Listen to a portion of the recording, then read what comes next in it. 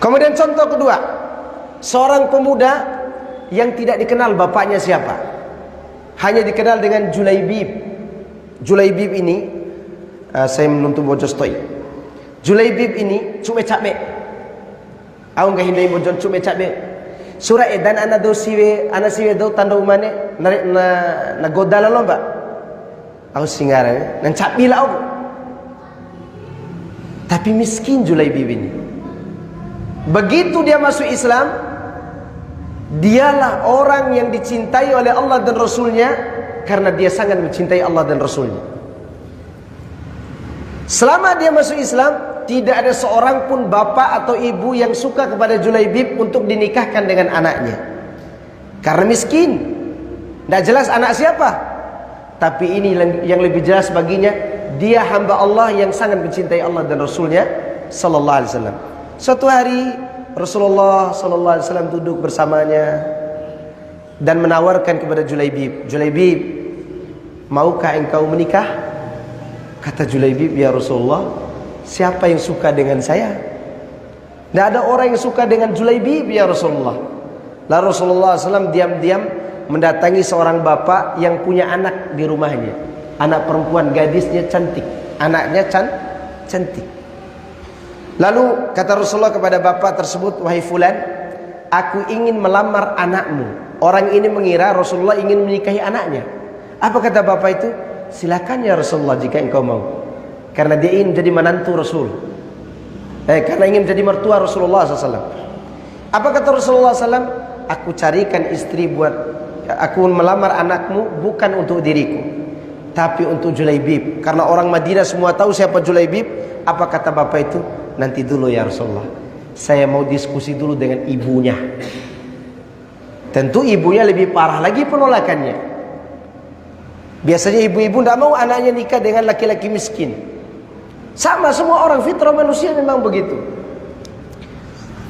Begitu suami ini datang kepada istrinya, wahai istriku, dan didengar oleh anaknya di kamar. Diskusi ibu dan bapak ini. Wahai istriku, tadi Rasulullah SAW datang kepadaku melamar anak perempuan kita. Apa kata istrinya? Kenapa tidak langsung dinikahkan saja dengan Rasulullah SAW? Apa kata suaminya? Dia lamar anak kita bukan untuk dirinya sendiri, tapi untuk Julaibib. Apa kata istrinya? Reaksi istrinya apa? Ih, kata istri begitu. Udah, jangan. Tidak pantas Julaibib nikah dengan anak kita. Didengar anak perempuan di dalam kamar. Apa kata anak perempuan? Wahai ibu, wahai bapak, demi Allah, Rasulullah SAW tidak akan memilih untuk diriku orang yang akan mencelakaiku. Nikahkan aku dengan Julaibib. Kata anak perempuan itu. Tidakkah anda mendengar Allah berfirman, wa ma kana lil mu'minina wal mu'minat idza qadallahu wa rasulahu amran ay yakuna lahumul khiyaratu min amrihi. Tidak pantas orang mukmin laki-laki dan perempuan punya pilihan lain setelah Allah pilihkan sesuatu untuknya. Maka Rasulullah telah memilihkan suami untukku, nikahkan aku dengan Julaibib. Kata anak perempuan itu. Maka terjadilah pernikahan dan Rasulullah berdoa, ya Allah, berikan kekayaan pada wanita ini sebanyak-banyaknya. Ternyata betul, wanita ini jadi orang kaya, paling kaya di Madinah dari kalangan wanita-wanita. Tapi ingat, Julaibib ini betul dia cinta sama istrinya, tapi cinta dia kepada Allah jauh lebih besar daripada istrinya. Apa dia katakan di malam itu? Aku tidak akan tidur dengan istriku karena aku takut tidak dapat sholat subuh. Ya kan? Ndaya ke si pengantin baru bawa pintu kali nih mengat dia. Coba itu jam 7. Julaibib tidak. Pikiran dia jauh lebih besar daripada sekedar berhubungan dengan istri. Dia tidak mau berhubungan sebelum subuh karena takut kebablasan sholat subuh. Dia tidak bermalam pertama dengan istrinya. Kemudian begitu selesai sholat subuh, dia ingin pulang menemui pengantinnya. Apa yang terjadi? Dikumandangkan jihad oleh Bilal. Di waktu itu juga.